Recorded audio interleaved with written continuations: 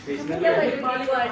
Praise, Hindi balik. praise the Lord. Gihapon. So good afternoon once again, mga brother and sis. Singles naman.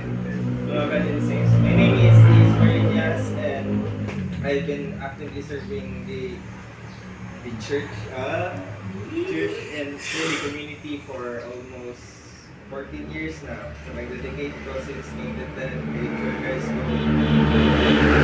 And up until now, this for guys.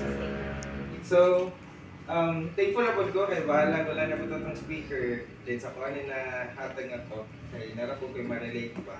Okay. Before sa Binit for guys, niagigit po ko mga ANCOP Global Walks, mga extension programs sa community, ANCOP, and pati sa BGMP. Sino ka na bro? Sino ka na galis pa bro? Hindi lang may tawag di ba na sa... Miss you, Amiri? Ha? Under Sa sa jail Miss ba? you, Amiri. Ikaw ka na sa jail. Prison Ministry. Masaya ka na. Pero di-change siya na ang name. Change na. Wala. Miss you, Amiri. Okay. Under sa Miss you, Amiri. Si Annery. Sa mga day. Under sa social development, social pero gi-miss you, Amiri na ang ngalan. Okay, so ato na pagian karon. So, very short lang isang session kay basta naman nato ni. O di ba? Kaya naman ang feeling no basta wala ka kasali sa outline. So, the Bible contains more than 800 verses on the poor, social justice, and God's deep concern for both. So, kay 800 man ikabok, ato lang i-minimize. No? Atong agian lang ang mga example verses ba nga mention no, of how the Lord love our poor brothers and sisters. So, kani isa example. Ano siya?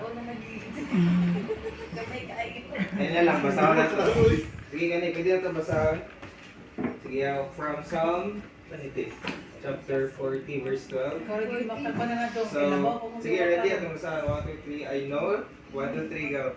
I know that the Lord secures justice for the poor. So, dagan kiti 800 ka verses.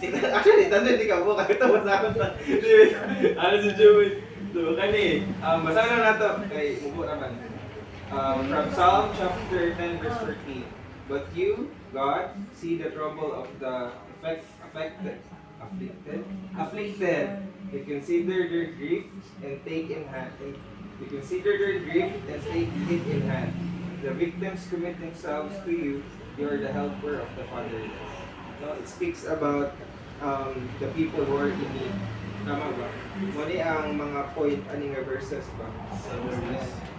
Dagan pa niya siya. So, when the poor and the needy seek water, and there is none, and their tongue fails for thirst, I, the Lord, will hear them. From Isaiah chapter 41, verse 17.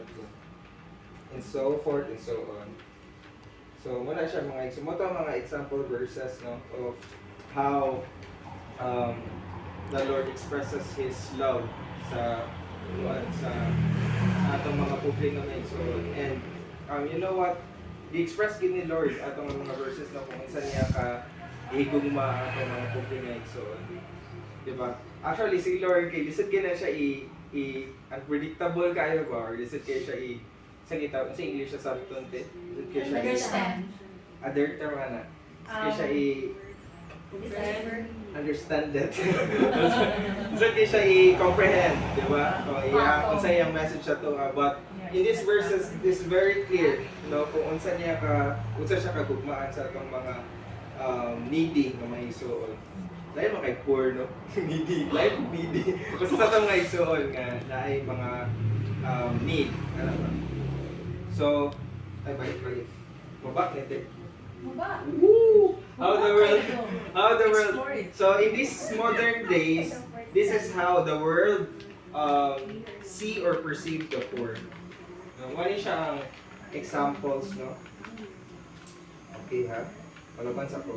So first is with disdain and fear. Muna ang usual nga na view or palantaw sa mga tao karon sa mga poor. Gawin mo na. Puso yung nasa una? Una kay, with fear. So people might see the poor as dangerous or different. Tama ba?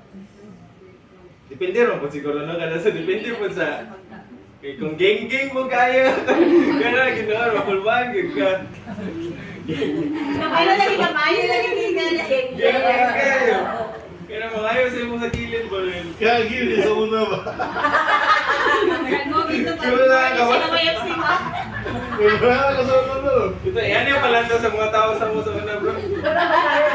May ganyan ako may patik pa. Makadlok na ba ito? Magpagsilang. Mone si Mark, si Alex, si... Mone yung mga barkada sa una bitaw. Mone yung una, no? And then, napay other examples. So, unsay makita ninyo, unsay gidipik sa picture? Ha? Kasaba, no? Or nang blame. So, nang blame. Some people blame before no, because of their poverty. Wag mo katarog skwela. Sa patawag, nagkating classes kung kasabon na.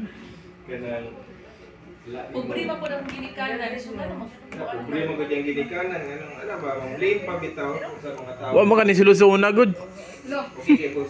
And lastly, others may consider them as simply lazy or inferior. Or tapulan lang, batog, pobre, ba? Examples, kay, kaya itong mga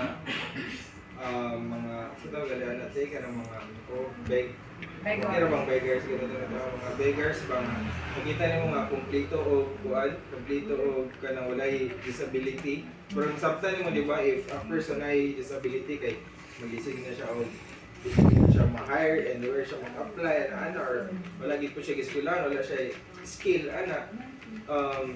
pero ang uban gali kay dili ginahimo nga excuse kay bahala lagi daw kung pwede makabuhat og pat or isa ba.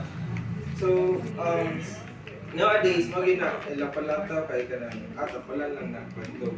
Pobre na siya. So, isa na siya sa bantog. Isa na sa how the people nowadays perceive poor. So, next. Dave, isa na sa ni Otodlo or di dabi? Wala ka, oy.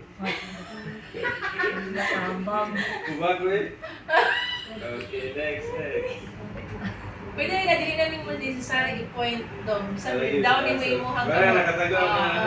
Murong nagtako yan. The next kay pitiful. So many people look at the poor with pity. Although sadly this is not often translated to committed